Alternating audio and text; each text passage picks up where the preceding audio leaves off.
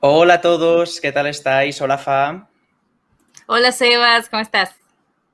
Muy bien, bienvenidos a esta conversación. Bueno, yo estoy muy nervioso, no sé cómo estás tú, Fa.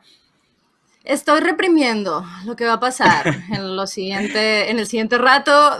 Ya después me estreso de lo que sucedió. Estoy tratando de Bueno, disfrutar. lo afrontaremos juntos. En fin, bueno, para aquellos que no nos conozcan, yo soy Sebas G Mouret, booktuber español, escritor, periodista, hago muchas cosas en internet, ¿vale?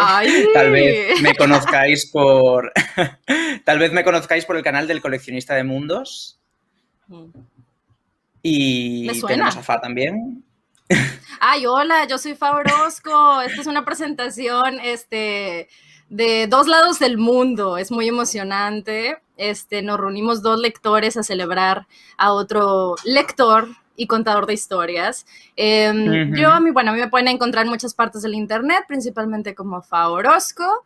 Me dedico a disfrutar historias prácticamente. También trabajo en libros, pero principalmente, bueno, ahí me encuentran como Fa Orozco en todas partes.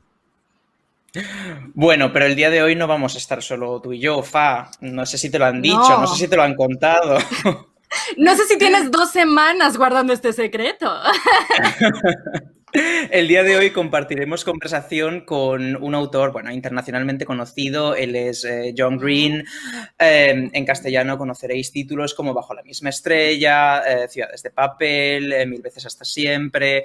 Ha sido traducido a más de 50 idiomas, número 1 del New York Times bestseller. Es decir, estamos ante una verdadera personalidad y sobre todo del mundo de la literatura juvenil, ¿no? Claro, este es un momento muy bonito para dos chiques que se dedican al internet y los libros, poder estar aquí, porque no solo John trabaja contando historias de esa manera tradicional, sino que cuenta historias en muchas presentaciones. En el 2007, uno de sus proyectos más largos, yo creo, comenzó, que es su canal con su hermano Hank Green, quien también es escritor, es su principal colaborador, también es escritor, tiene una novela increíble, An Absolutely Remarkable Thing, ciencia ficción maravillosa. Entonces, en el 2007 empiezan el proyecto que se llama Brotherhood 2.0, donde durante un año se dedican a solo comunicarse por medio de video. Esto se transformó con los años, pero lo siguen haciendo. Videos de 4 minutos donde se responden uno a otro y en el camino uno disfruta también como su audiencia. A esto se le suman un montón de otros proyectos en línea, desde Crash Course, que son estos cursos y clases educativos tremendamente importantes para quienes a lo mejor no tienen tan buena relación con el aprendizaje. Estos cursos son maravillosos. John ha sido host presentador de específicamente el curso de literatura. Y bueno, se suman un montón de cosas, si es Mental Floss, si es The Art Assignment, el mismo Bitcoin, que es una conferencia súper importante en el mundo del internet, que él y su hermano de nuevo Hank, su principal colaborador, hacen juntos. Entonces, es muy maravilloso, la verdad, poder estar charlando aquí, porque a esto se suman podcasts, ¿no? Tiene Dear Hank and John, que son cartas a ellos y es muy divertido. Y además tiene este podcast de nombre The Anthropocene Reviewed. En español se puede traducir como El Antropoceno Reseñado, pero este es el título de su nuevo libro también, que se llevó a cabo como Tu Mundo y el Mío. Entonces, es muy bonito poder estar aquí hablando con un fellow workaholic, que podemos conversar muchas cosas muy interesantes. Pues sí, la verdad es que al final es un contador de historias en muchísimos formatos y de muchísimas maneras y desde hace muchísimos años. Y yo creo que podemos ya darle paso, ¿no? Porque para estar tú aquí y yo hablando, pues mejor hablar con él. Basta. Sí, por supuesto. Hello, John. All so much. It's so nice to see both of you, Sebas and Fa. Nice to see you. Thanks for being here. Thank you. Oh, thank you for your time. I'm sorry that we're not speaking in Spanish. I would really like to, but my Spanish is truly terrible. I was able to ascertain only that was a very generous introduction. It's okay. We don't mind. We're very used to consuming your content and even books in English. So it's it's a comfort to be able to not have the extra translation. So it's all right. Everybody at home does have either subtitles or a voice. So we're all covered, I think. Great. So, John, I don't know if you remember, but we met some years ago. It was during Paper Towns, during the time that you were doing the promotion of the Paper Towns movie in Spain. It was 2015, I think, a long time ago. We've both changed a little bit.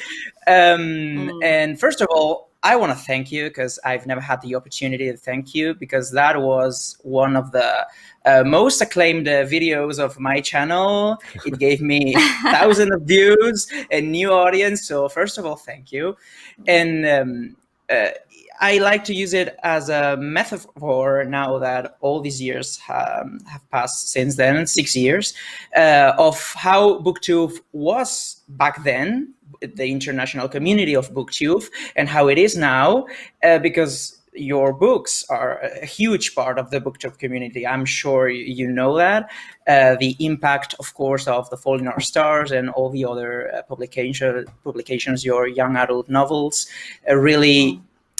They were a huge moment of the BookTube community. And, I want to know, how was your experience during that time? Did you feel all the support of the community for your books? Because you're like a huge part of all the movement. I definitely felt a lot of support and still feel a lot of support for my work from people online and from creators online and from BookTube especially. I remember our conversation in 2015, both because you were a great interviewer and because it was one of the first times when I felt like the movie studio was beginning to understand how important YouTube was and how important YouTube creators were. And instead of only kind of lining up interviews with traditional media outlets, it was really encouraging to see them engaging more deeply with independent creators. Yeah. And so I have definitely felt that support, and it's been wonderful to see BookTube grow. And in a lot of ways, writing this book was for me a way to go back to my roots, because I started out my professional career as a book reviewer. I was a book reviewer before I wrote books, and I reviewed hundreds and hundreds of books for Booklist magazine. And, obviously these essays are making fun of reviews to an extent, and trying to point out the limitations of them and what critical discourse and qualitative discourse can and cannot do. But I love writing reviews, and I love listening to and watching reviews too. So I watch a lot of BookTube videos as well.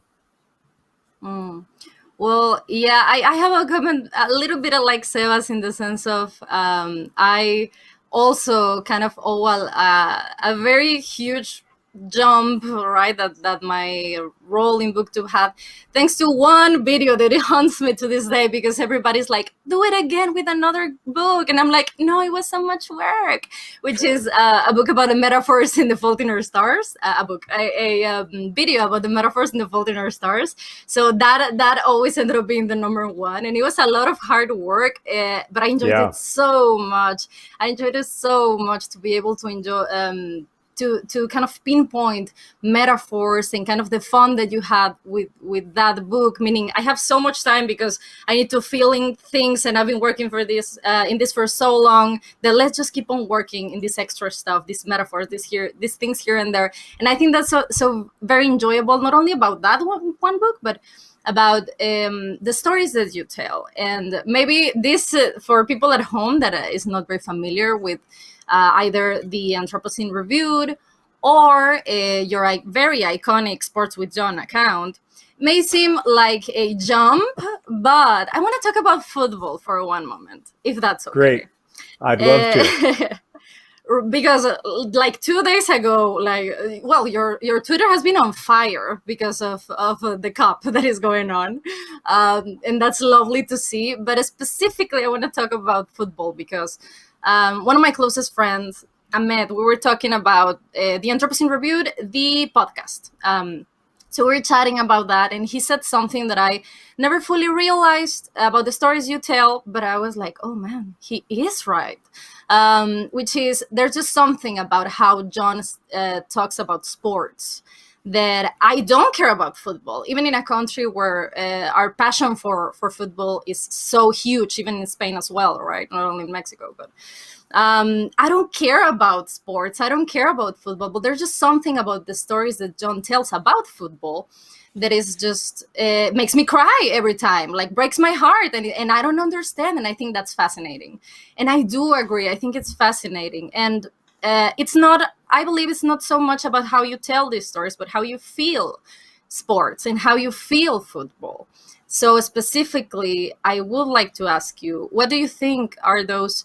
I don't know how to call it, maybe humanity aspects of sports, but football specifically, that just makes you keep on falling in love with the world, which is the one thing that you want to keep on doing, said on the introduction of your own book. What do you think that is?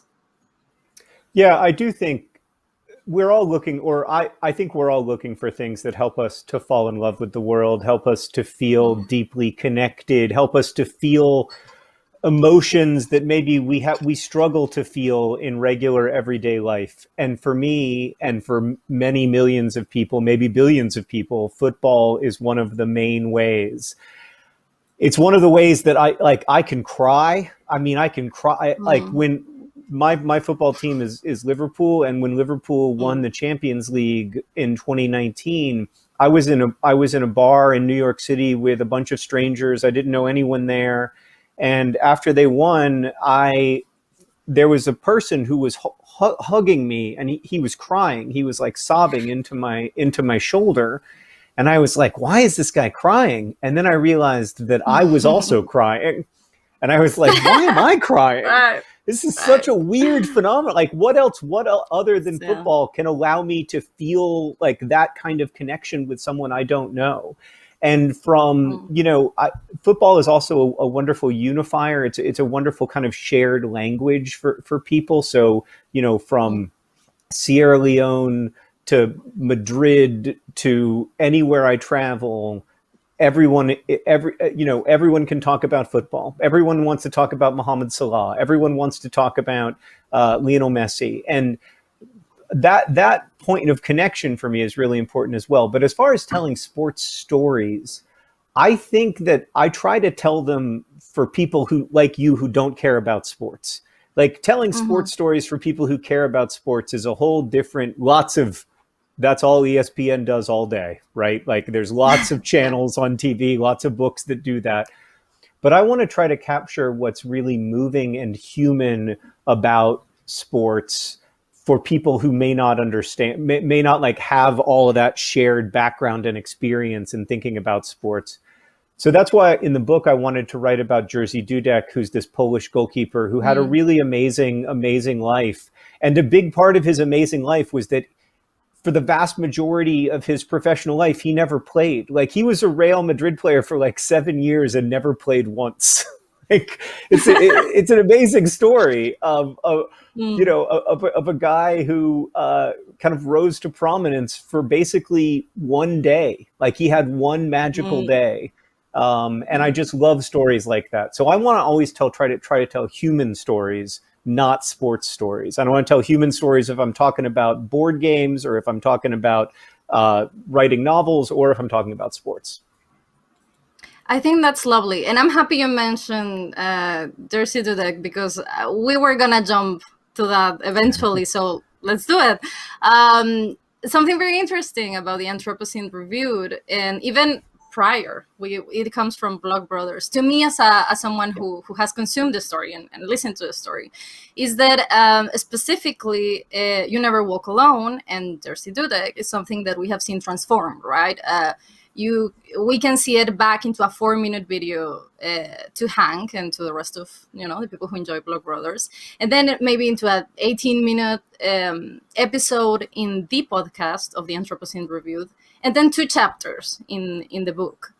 So I think it's very easy to try to adapt something and like, okay, I need to not forget this part or whatever. But the very interesting thing is how the use of the limitations or the strengths that each of these formats have given you to tell this story, maybe, and how in the 4-minute video, in the 18-minute episode with the sound effects and all this, like even the song itself, you know, To Hear You Never Walk Alone in the version in the podcast just makes me cry every time. I don't want to think too much about it.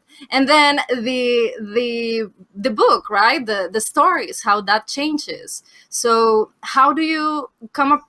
How do you go approaching those things? Meaning telling the same story in these very different ways that feel different, but they all have this either heartwarming or even gut-wrenching moment that is not the same.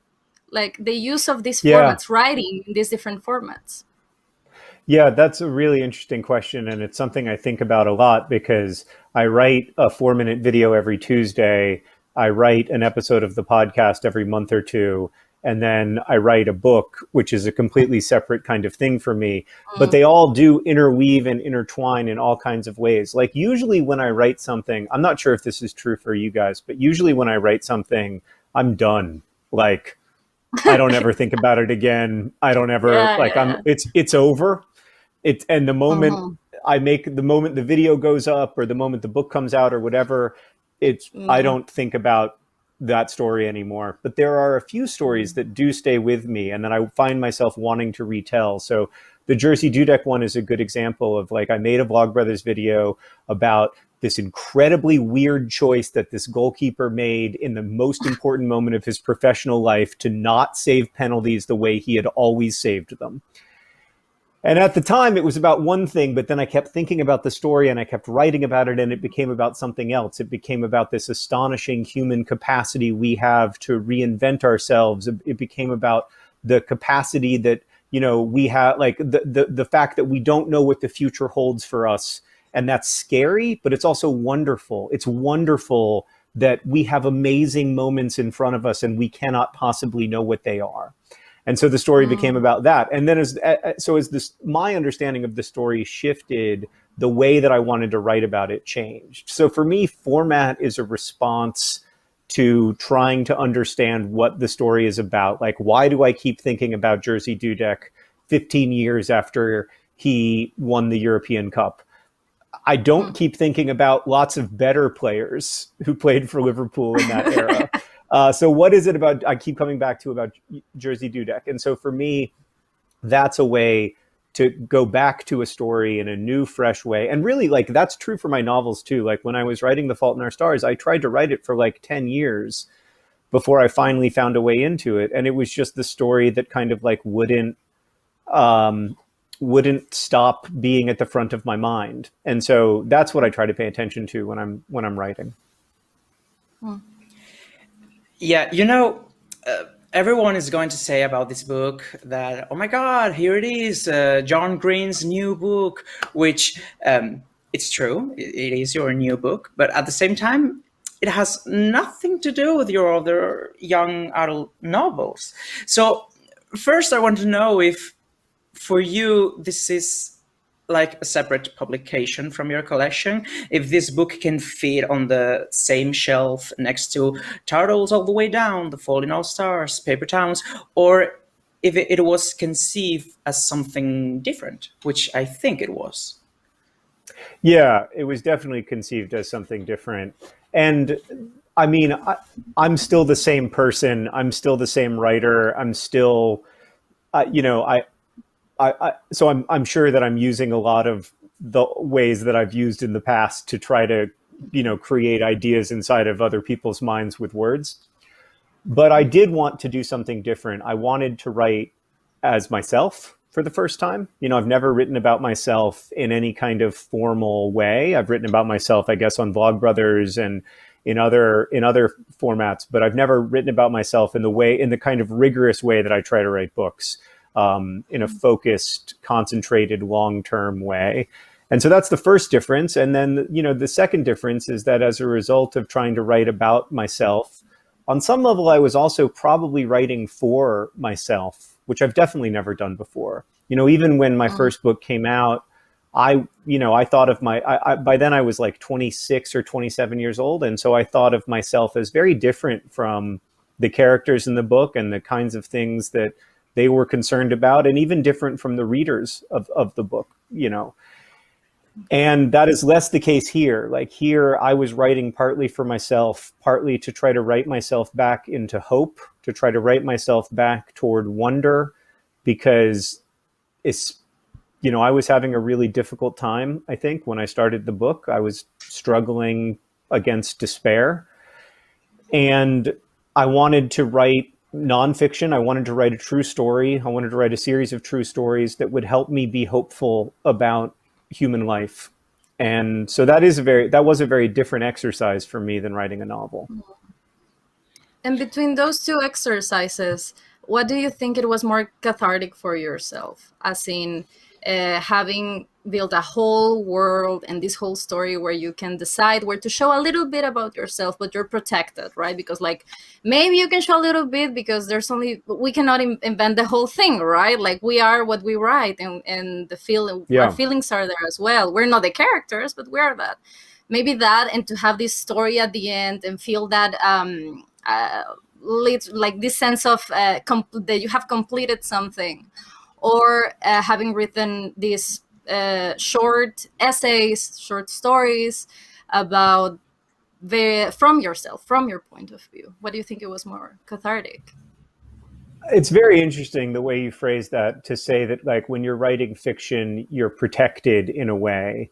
And that's true, but I have to say that I began to feel much less protected in the last couple books, because people were much more conscious of who I was, right, and much more kind of reading me into those stories in ways that, I had invited by having this public life, by making videos every Tuesday.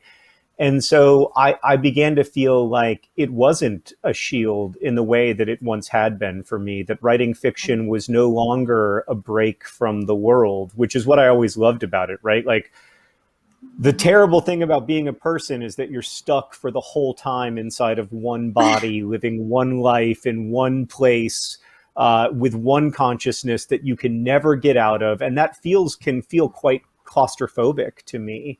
And so that's something I loved about fiction. But I have to say that I began to love it less over the last several years because it didn't feel like a break. And so writing this was huge, not just hugely cathartic, it was like hugely helpful to me, because I had to find a kind of hope that could withstand the reality of suffering. And I tried to do that in all kinds of indirect, highly metaphorical ways, in my novels. And here I was just trying to do it with the kind of desperation and transparency that one has when one is being oneself. And it was very helpful to me. It really, like, I made the book as a gift, and I hope that people like it. And I've been very gratified by the response to it. But much more than any book I've ever written, I also wrote it for myself. For me, something that really catches my attention from the Anthropocene Reviewed is that all the stories in some way play with the essence of learning and growing. It's like all the things I have known from all these years, I'm going to tell you. But at the same time, it doesn't feel condescendent in a way of, hey, I'm going to tell you what life's about and all that. So thank you. Because it's something very common, in young adult literature and all that, to have this message at the end of the book. But the way you use the stories to tell things, like, it feels more like, hey, I'm discovering this at the same time as you. It's crazy. I'm kind of super confused, just as you.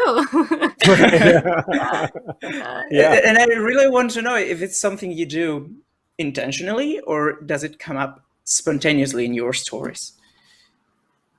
That's a great question. I mean, I'd probably have to interrogate myself pretty deeply to answer it honestly. I think it's true. I think it's real to how my experience. Like, I really was learning about the history of Staphylococcus aureus and I really was excited. I mean, excited and a little horrified to understand this bacteria that colonizes my skin and is a constant threat to my ability to go on being a person. And I wanted to, and so, yeah, I am very focused on trying not to be condescending and like trying not to be the like wise old fish, you know, like you see that character a lot in novels, and I try to make fun of that character in The Fault in Our Stars, where like the wise old author is just an absolute monster who understands nothing about human life and should not be listened to under any circumstances.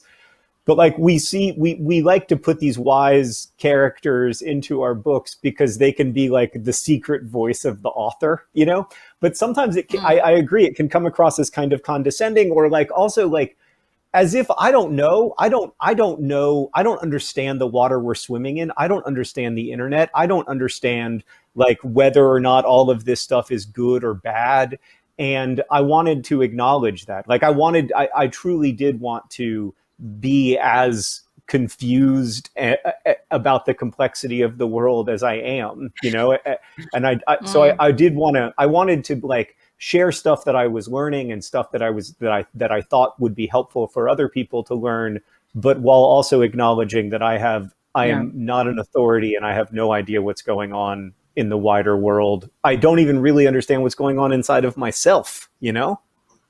Yeah, of course, we're not young enough to be actually able to know everything, I think. The older you get, you'll know the less and less. Yeah.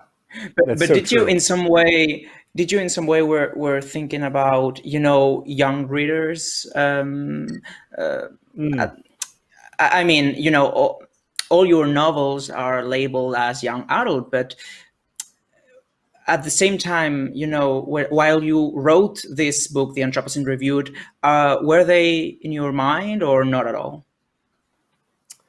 I don't think that when I think about audience, I think about age that much, to be honest with you. I think about the age of the characters when I'm writing fiction, and I try to reflect what that time of life might feel like for the characters, but I don't think that much about like the readers' demographics. And when I was writing this, I was thinking mostly about, I guess I was thinking mostly about how when you're relatively new to adulthood, and I'm not that new to it at this point, but I'm still, you know, like, I'm still confused by it. But I think when you're new to adulthood, like you're trying to understand so much and you have limited context. Like maybe you always have limited context. So like one of the things I wanted to reflect in the essays is that I'm trying to understand the world, but I'm trying to understand the world from one very specific place inside of one very specific person. And that limits me. That limits all of us. And if we don't acknowledge those limitations and we don't acknowledge that perspective, that becomes very dangerous to me, I think, because then we're speaking as in absolutes and we're speaking as if there is some objective truth that is removed from our observation of it. And so I guess when I was thinking about audience, I was thinking mostly about like just trying to remind myself to be aware of the fact that I have one very particular perspective, and literally every other reader of the book will have a different perspective, and to try to make as much room for that as I could, or at least to try to acknowledge how specific my own experience is. Can I ask you something a little specific about that? I don't need an absolute answer, of course, but so there's this one story that the very first time I heard it in the podcast, it probably is the hardest you have ever made me cry. And don't get me wrong, you've made me cry many times, but which is Googling strangers. Oh man, I don't even want to talk too much about it. But there's this thing, right? I read it and I heard it and it was just a little bit too much for my heart. And then I read the book. And this kind of comes back a little bit to this whole of telling the same story in different formats. But the book, the story itself from the podcast to the book is pretty much the same. meaning it's the same story. It's told kind of the same. I'm self-taught in English, but I'll try to explain myself. Maybe the book feels in past tense and the podcast feels present, meaning like verbs and things like that. So yeah, you can tell those things that you've changed. But the story itself is the same. Your feelings, what you say you feel, how you feel about these things as a reader and a listener feels the same. But there's one huge change for me, which is the stars that you give Googling Strangers. In the podcast, you give it 2.5 stars. And I was like, yeah, it sounds about right. And then in the book, you give it 4 stars, which is a huge jump. Yeah. It's a huge jump. And and thinking like, and not really like these things didn't change. So maybe it was John who had changed to give it that huge of a jump. I think that's right. I think it's me that changed. I think what a lot of the star ratings changed between the podcast and the book, and some of it is arbitrary because star ratings are pretty arbitrary, so some of it was me trying to tell a joke about how star ratings, we give a lot of weight to them, but they're pretty, they're not that carefully considered a lot of times. But with that in particular, I wanted to express my profound gratitude to being able to know that this boy is alive. So the story is about a boy who I met when I was a chaplain. I don't know if I'm going to be able to take it again. No. I'll tell a quick version of it. The story is about a boy who I met when I was a chaplain at a children's hospital, and he was very seriously injured, and it was devastating. It was one of the hardest. I mean, it was devastating. There's nothing else to say about it. And I thought for many years that the boy probably had died, because that was the likely outcome. And I knew that I could Google him, and I would lay awake at night, and I would even go to the computer and start to search for his name, and then think, no, I don't want to know. And I guess what changed for me is that I started to, when I was rewriting the piece to be in the book, I was thinking about how, on the whole, I think it's good that we know. I think it's good to know. And I'm so grateful that young man, I mean, now older than I was when I was his chaplain, I'm so grateful that he's here with us, and so grateful to know that it has changed the rating for me. Yeah. Mm-hmm.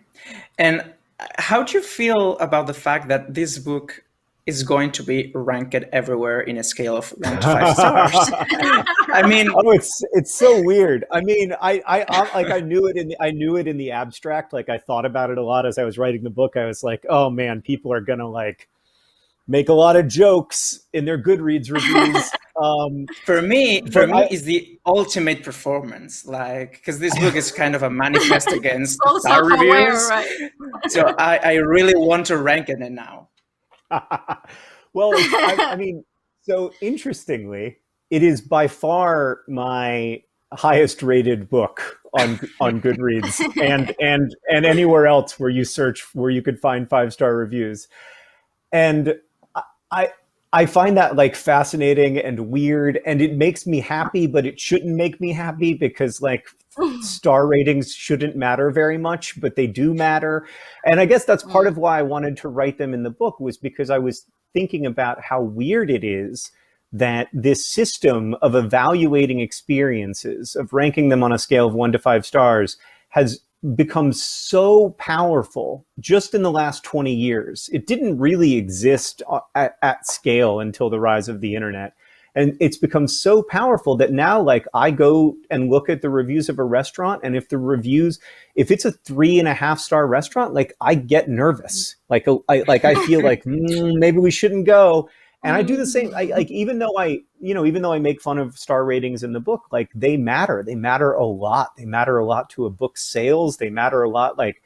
They're really important. And that's part of what's so strange to me about our historical moment, is there are all these things that function as a kind of like background noise in our lives, but that are really powerful. The algorithms that decide what photographs pop up at the top of our Instagram feed are incredibly powerful, not just in who gets famous and how resources get distributed, but they're also powerful in how we feel about the world, how we feel about our situation, how we feel about other human beings. Like, they really matter. And so I wanted to try to call attention to some of these background noises, whether it's those algorithms or air conditioning and the way that air conditioning has reshaped human life.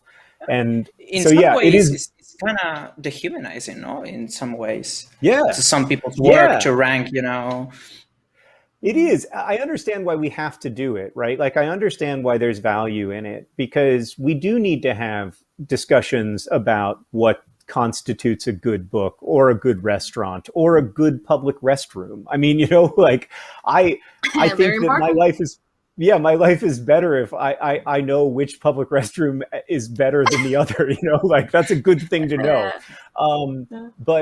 But yeah, it troubles me as well. And I think that, like, that complexity of how do we have conversations about what constitutes a good book or a good movie, while still retaining an awareness of the humanity of all the people involved, is really challenging. And like, that's a question that for me goes back to my own days as a book reviewer. Like, as a book reviewer, I felt like my primary obligation was to the audience, to the potential readers of this book. And if the book I thought was not a good example of this genre, or like it wouldn't resonate with its audience, or like it was harmful in some ways, like I felt an obligation to write about that.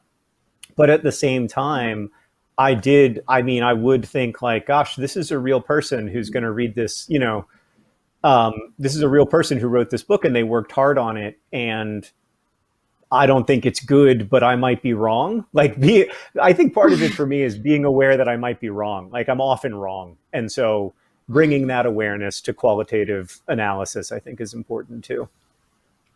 Yeah, and sadly, I think we all feel like that, right? Like, I feel a little guilty when I have to give an amount of stars to a book. Like, I don't like it. I rather just, like, if you want to know how I feel, I have a video about it. Right. I don't like going like, oh yes, this all comes down to this amount of stars, because it's not. I mean, It is arbitrary, but reading and enjoying stories, it is not. It's completely ambiguous on who you are, how you feel. Feelings are not arbitrary, and to read is to feel. Therefore, I find it very difficult to be able to give an amount of stars to a story. Yeah, I feel the same way. It's difficult for me. Well, yeah, no, it makes sense because as a storyteller. Yeah, I mean, and I think too, like, it's also hard because the way that the algorithms work, a lot of times, like, if you can really destroy a book, like, this is just the reality. We all know this. If you can destroy a book in a way that's just going to be absolutely delicious to readers or viewers of that review, it's going to get a lot of views. Like, it's going to get a lot of views because the algorithms like outrage, they like anger, they like disgust, like, they like to make us feel these things because that's what keeps us coming back to these platforms on the internet. And so it's a really hard thing to navigate. And I found it really hard to be a book reviewer in 2000 and 2002. I do not envy the booktubers today. It's really, really hard to know how to navigate all those complexities. Oh, the video that I made a video, I think 2 years ago, which is the unpopular opinion tag, the book tag. Oh, yeah. Which is the only video of all time where I'm kind of, a little bit hater, and it worked so well. Like, it was one of the best videos of the year, and I really feel guilty because when there's feelings involved with because it's not the same to rank a bathroom than a book where right. I think we That's can true. That's true. There's feelings involved. Agree. There's feeling involved. and for readers too, like readers who love a book, if somebody challenges that love of the book, readers can get very defensive, very, very, they can, because to your point, like reading is feeling, and so it does feel like your feelings get hurt, when somebody says that something you love isn't good.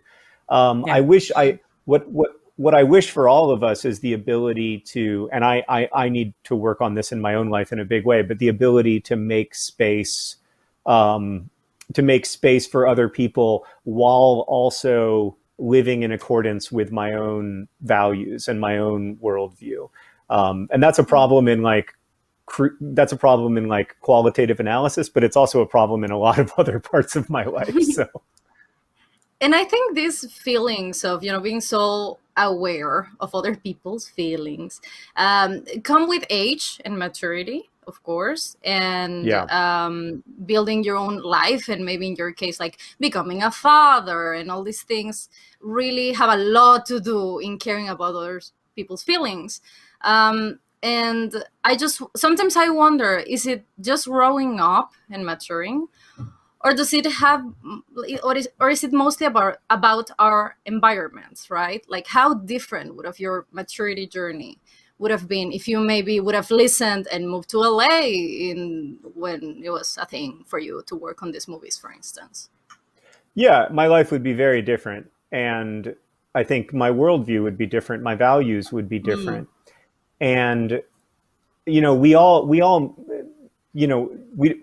we all have limited amounts of choice. I've had way, way, way more choice than most people.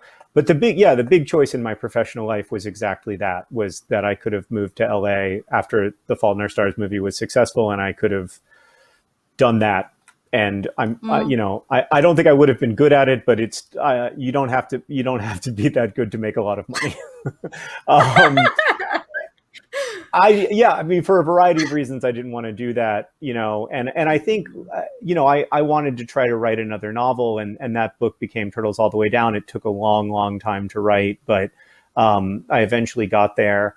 And it was really only after that I do think that it's a process of changing. I don't know if I would say I've matured necessarily, because I'm suspicious of drawing a line from like innocence to experience, or from being naive to being wise, because I know a lot of old people who are still very naive, or who are more, or maybe who are less wise than they were 20 years ago. Like, I don't think that life goes in a simple straight line.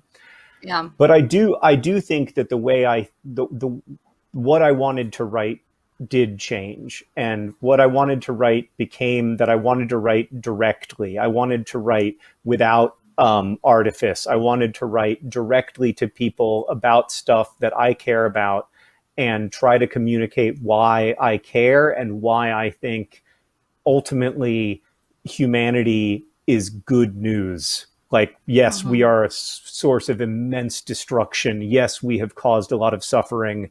Yes, we cause terrible, unnecessary suffering among ourselves. But I still think that the proper response to consciousness is hope. I still think that we are capable, while we are capable of suffering, we are also capable of much else. And I think that I wanted to find those places of wonder and joy and connectedness and lift them up and celebrate them, because they are also real. And I wanted to do that without irony and without cynicism and without the kinds of like tricks and tools that I, bring to trying to write fiction. And I just wanted to write as directly as I could about the miracle of being alive in this world. Yeah, but in some way, a quick note that this essence of that, life is worth living is also in your novels, in The Fault in Our Stars. It's pretty obvious, but in the other ones too. So it's kind of interesting that you come always with this message of happiness overall. We can only be so much, right? There's only so much one can be.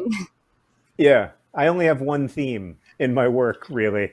And it's the thing that I'm trying to say to myself, that I'm trying to say to my children, that I'm trying to say to everyone I know, that I'm trying to say to strangers. And that one thing is, we are here to pay attention. Let us pay attention. Let us find joy where we can find it, and let us alleviate suffering when we can. And I think, yeah, all of my books are about that. Like, what happens when we fail to pay attention? What happens when we fail to take care of each other? What happens when we don't treat each other as human beings? And yeah, that's the theme to me, but also like, that's the theme of everything. Like, yeah, I am very taken with that idea, because like, I can't get out of bed in the morning if I don't have hope, real hope, that things can get better, that there are joyful times ahead, that life is worth the effort, and that humanity is redeemable. This makes absolute sense on why you like football so much, because football is the ultimate act of hope, right? Like, that's what it really is. Yeah, football is, that is exactly right. It is not about whether or not a ball goes across a line. It is about having and being able to hold on to hope, even in the most ridiculous, impossible situations. So, yeah. That is what I love about football. Do you have anything? Yeah, well, while we're here, I really want to talk about success, because I think you're a great example of that. Or I don't know how you perceive yourself, but you really seem for me like a successful author. Of course, with your past publications being The Fault in Our Stars, the peak of those years when you debuted first in the New York Times bestseller for children's chapter books, being translated into more than 55 languages worldwide. And I really want to know, first, how was it for you to manage such an enormous impact as an author? And secondly, did it feel differently from the success that you have achieved and experiences in YouTube and all the other internet platforms where you are? Like, does it feel the same to sell 2 million books, or to have 2 million views, or to, how you compare it? Yeah, that's an interesting question. I mean, I think that it felt different at the time because mainstream media did not pay attention to YouTube. And so like, you could have an extremely successful YouTube channel, and nobody was ever going to make like a Saturday Night Live sketch making fun of your YouTube channel, because nobody who wrote for Saturday Night Live ever watched YouTube. And so it was, the thing that was very different about it for me is probably less different now, because now being very successful on YouTube also draws a lot of attention from US pop culture and broader like media. It was great in the sense that I am very, very grateful for the success of those books, and very, very grateful for the chance to, travel the world. Like, I'd never been to Spain before, and so that was cool. And it came with a lot of wonderful things, obviously, and financial security for our family, which is a huge deal. But it was also really difficult. And I talk about that some in this book, because it was disorienting. It felt like a lot of pressure at times. And I felt and was totally unworthy of that kind of success and attention. And I struggled with that a lot. And then I also struggled with just, not knowing how to handle myself in on the internet. Like, I didn't know how to handle myself in public, because I'd never been in that situation before, and it was a weird situation to be in. So I am very grateful for it, but to be honest with you, I am also, it's not an experience that I would want to repeat. Like, I'm happy it happened. I'm happy it happened once. And how do you feel about it now? Are you used to it now, or? Oh, it mostly feels over, to be honest with you. Like, I don't think there's any risk that Saturday Night Live is going to make a sketch about the Anthropocene Reviewed. But yeah, no, I feel much I more. mean, I feel we'll much see. more comfortable with it now. We'll see. We'll see. But they won't make a movie because I won't sell the rights. But I feel much more. I actually support this decision. Continue. Thank you. Thank you. I feel much more comfortable now and much more. I also just like, I think I've had a lot of time to get used to having a different kind of relationship with my audience than I had when I was starting out. And so I feel a lot more comfortable in general in my life. And I think a big part of that, honestly, is like still living in Indianapolis, where like everybody here knows who I am, but they also know who my best friend is. You know, like my best friend is this big, tall, very charismatic guy. And, you know, one time I was complaining to him, I was like, you know, every time I go to Target, somebody stops me and I'm like with my kids and I'm trying to like wrangle my kids while also, and my buddy Chris was like, you know what, man, every time I go to Target, I also get recognized by someone I went to middle school with or by somebody I played golf with 6 months ago. And I'm also wrangling my kids and I'm not complaining about the difficulties of fame. Like it's just a byproduct of, and so living in a smaller city has actually been really good for me in that way. Mm-hmm. That's a good friend. We do need our reality checkup sometimes. Yeah. Oh, he's your number one source for reality checks. That's very nice. Well, we really could be talking here forever, if you ask me. But we do have to finish up. Sebas, is there anything else you want to ask or say before we finish this up? No, thank you so much for keep writing and, of course, for being here today with us. Oh, it's such a joy. John, thank you. I'm a fan of both of yours and very, very, very grateful to you for taking the time to do this today. It's really nice. Nice to see you six years on from the Paper Towns media tour, and very nice to meet you as well. And I'm just so excited and grateful to you both for doing this. This has been really fun. Oh, Thank you, John. Hopefully, we could. Yeah, we could start like a new tradition and, you know, share sometime 6 years later, like in 2027, like, for example. That sounds nice. And if I get invited and we do it IRL, I'll make sure I'll bring some hot nuts for Sarah, your wife, in case you steal them. Oh man, she will be so will grateful. That convince you? Is that what I need to add to, like, come to Mexico, present a book, we'll get you hot nuts for Sarah? Like, that's it. Listen, we'll do it. We can do it. Sarah was in Mexico recently and like came back with like 5 pounds of hot nuts. Is my wife's favorite snack. And so every time she goes to Mexico, she like comes back with a suitcase full of hot nuts. Yeah, I told this to someone and they were like, how do you know that? And I was like, I have no idea. I have no idea where I have this information.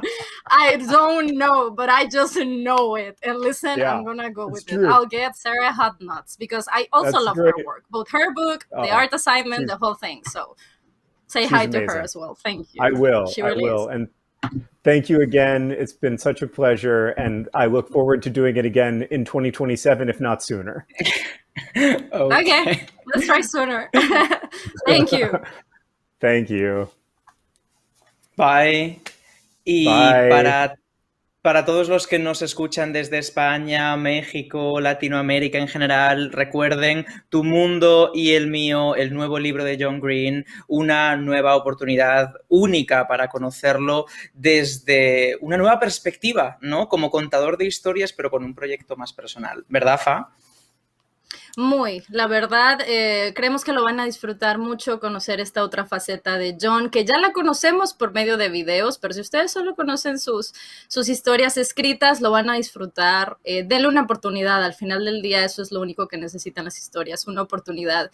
Y recuerden que si le ponen pocas estrellas, está bien, es arbitrario, no pasa nada, no nos lo vamos a tomar a mal. Esperemos la disfruten y muchas gracias a John, a todo al equipo de Plaza Hannes que hizo esto posible también. Fue un placer estar aquí contigo, Sebas, y igualmente. Pues, ojalá lo vemos pronto. Sí. And that's all. Bye, John. Bye. Thank y'all again. That was so fun. My God.